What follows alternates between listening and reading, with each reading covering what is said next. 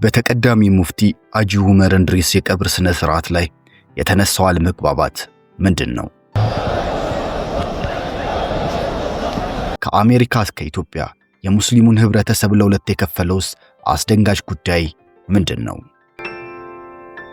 ከልጃቸው ሐዘን ለቅሶ እስከ ብፁዕ ቅዱስ አቡነ ማትያስ ልብ ሰባሪ የሐዘን አለቃቀስ መላው ኢትዮጵያውያንን በአንድ ላይ አስነባ የተቀዳሚ ሙፍቲ ሐጂ ዑመር እንድሪስ እልፈት ሞት ከጀርባው ታላላቅ የእስልምና አባቶችና እንዲሁም አመራሮች አለመግባባትን ይዞ መጥቷል። የተፈጠረው ጉዳይ ታዲያ ምንድነው?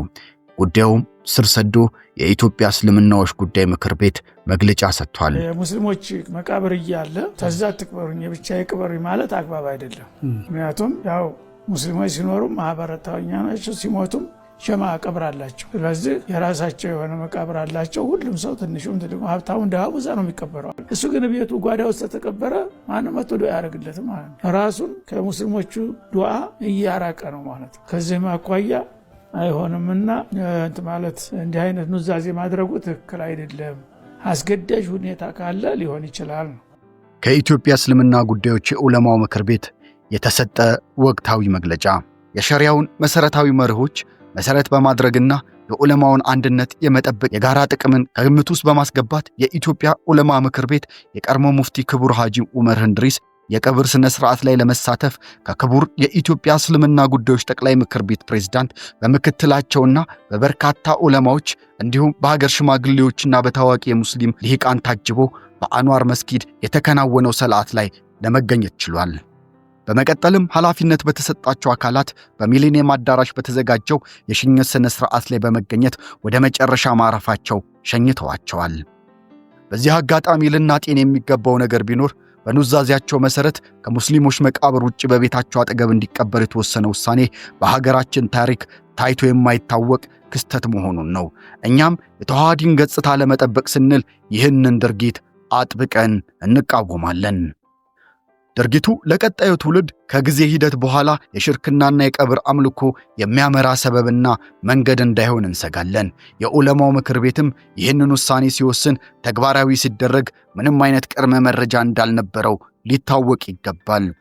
በጉዳዩ ዙሪያ የጠቅላላ ምክር ቤቱን ክቡር ፕሬዝዳንት አነጋግሬ የነበረ ሲሆን ኑዛዜው እንዲሻርና ቀብሩን በሙስሊሞች መቃብር እንዲፈጸም ለማድረግ ከሼሁ ቤተሰቦች ጋር ከሚመለከታቸው የመንግስት አካላት ጋር የተደረገ ሙከራ ቢኖርም እንዳልተሳካ ገልጸዋል።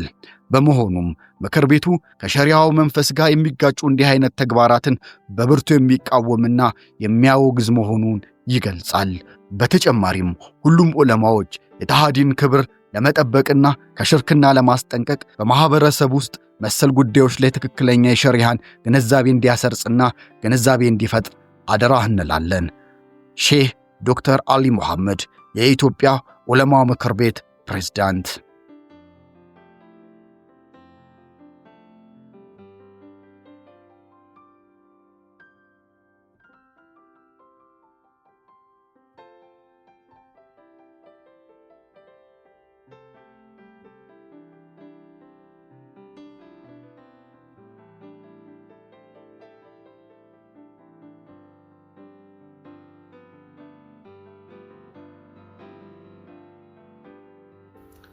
እኔ ደጋፊ ሲገፋ ያየሁት የሐጂ ዑመርን ደጋፊ ብቻ ነው።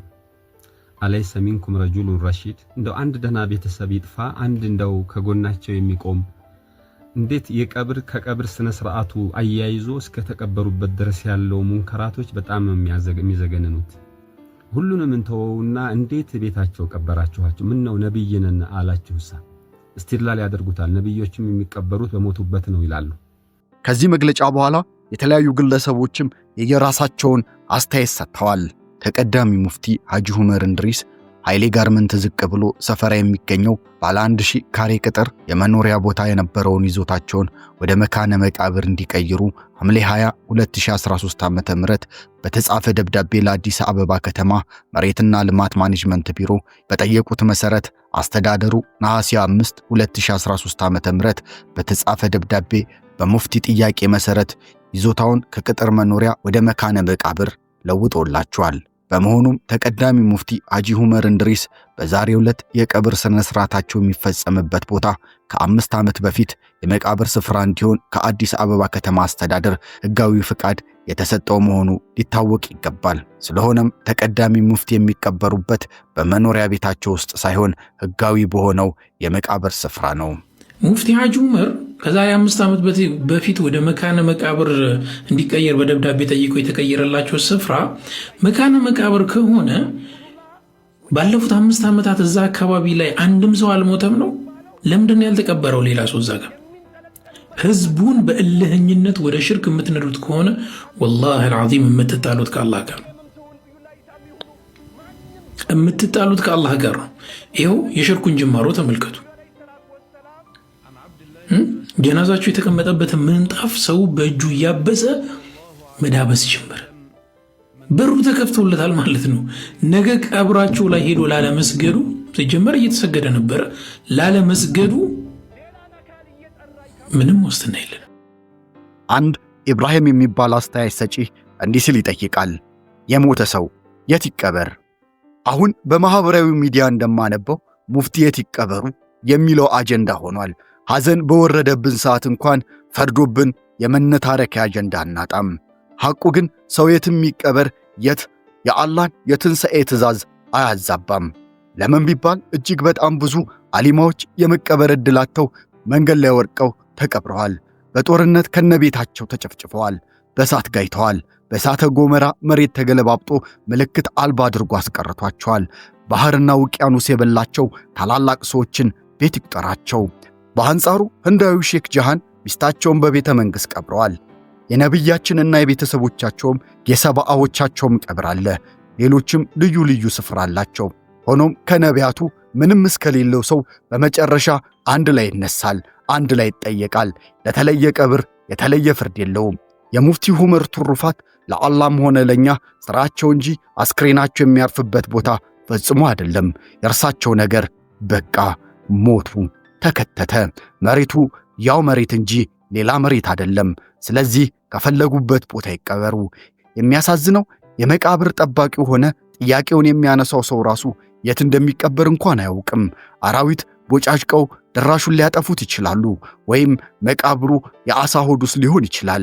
ስለዚህ የራሱን የቀብር ቦታ ከሰዓት በኋላ እንኳን የማያውቁ ሰው በዚህ ጉዳይ ላይ መነታረክ አግባብ አይደለም፣ ነውር ነው። አሁን የምናዝነው የመነታረክ አጀንዳ ለሚፈጥሩ እንጂ ለምንወዳቸው ሙፍቲ ዑመር መሆኑ ቀርቷል። ለመሆኑ እነዚህ ሰዎች መንግስት በስራቸው መርጦ ቤተ መንግስት ይቀበሩ ቢል ሊከለክሉ ነው? ለኔ እነዚህ ሰዎች በመቃብር ሳይቀር የሚቀኑ ከንቶች ናቸው። ይልቁንስ ደግ እንስራ።